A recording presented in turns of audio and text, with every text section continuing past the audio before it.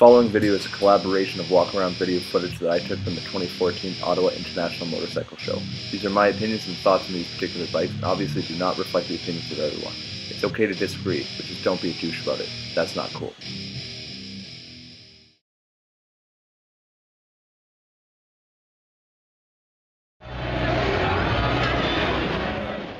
I'd have to say the CBR600RR was my favorite super sports of the bunch that I looked at in terms of ergonomics.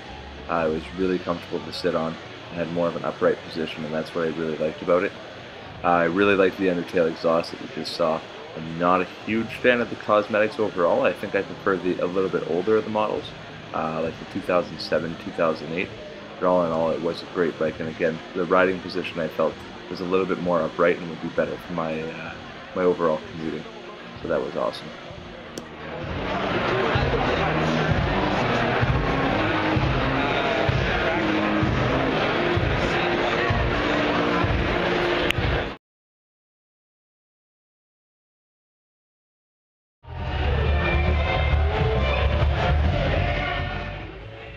The R6 I looked at was a 2013 instead of a 2014, but I don't think there's too many differences between the two.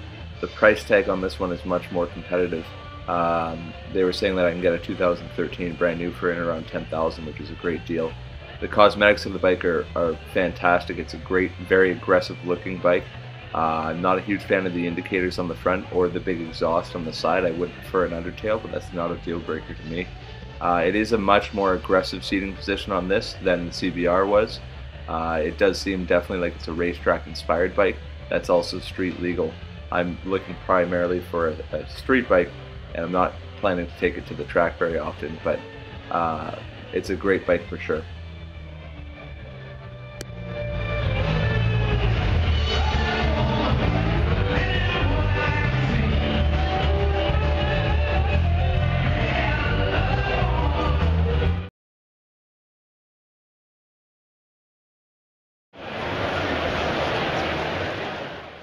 I couldn't help but check out the R1, although I'm not really looking for a leader bike.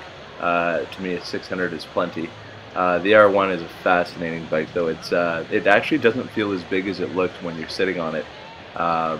It seems a lot more, we'll call it rider-friendly than I would expect. I love the dual exhaust on it. It's just an all-around aggressive-looking bike, and obviously it's got a huge power plant. So, fantastic bike. It's definitely something worth looking at. I don't know if you are looking for leader bikes. I'm not a huge fan. Beside the windscreen there, you can see where the headlights bulge out. Looks kind of alien-like to me. I'm not a huge fan of that, but aside from that, it's definitely an interesting bike to look at.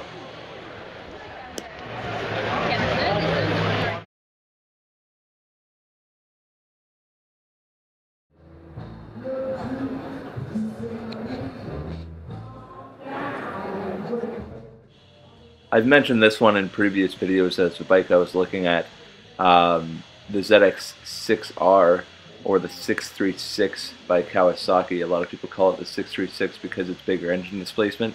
This guy is one of my preferences for sure, and I think it's primarily due to cosmetics. I really like the looks of this one. It's got all the features that I know and love from my Ninja 300, but obviously in a much bigger package.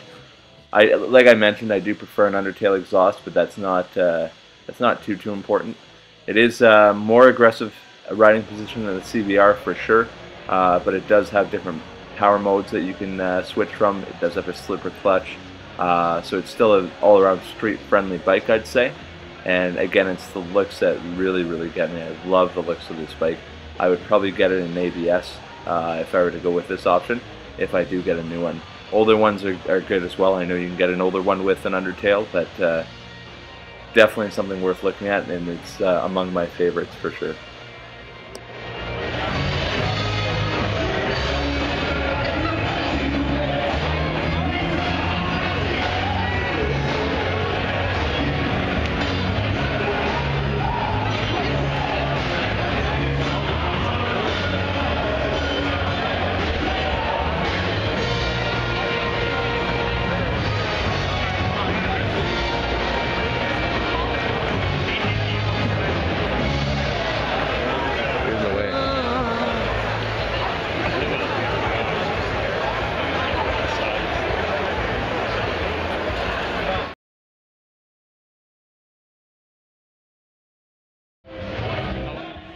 The Triumph Daytona is an awesome bike as well. I gotta say, I like all the super sports, but the Triumph is a really good looking bike. Obviously, as a 675, it's bigger displacement, but it's a triple instead of an inline 4, so it's got some unique differences there.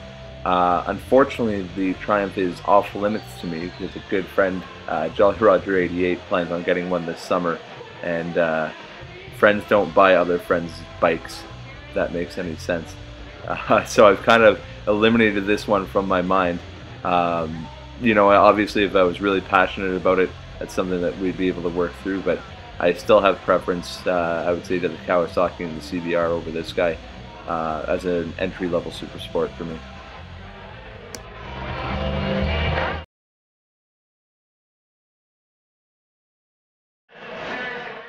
I'll be honest, I never really gave the Gixxer 600 or 750 a fair shot, primarily because I'm not a huge fan of the single headlight on the front. I really like the looks of the dual headlight more, and obviously looks play a big role in this.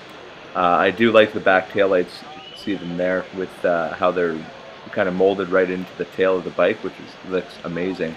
And it's a very comfortable bike to sit on, for sure. The sales guy was telling me it does have a slipper clutch now this year as well. As you can see, integrated turn signals on the front mirror, so it's got some cool features, but I just can't get past that front headlight. It reminds me of that show Futurama. I forget her name, with the one eye on it, but that's what I think of every time I look at one of these bikes. So I don't think I'm gonna be able to get past that.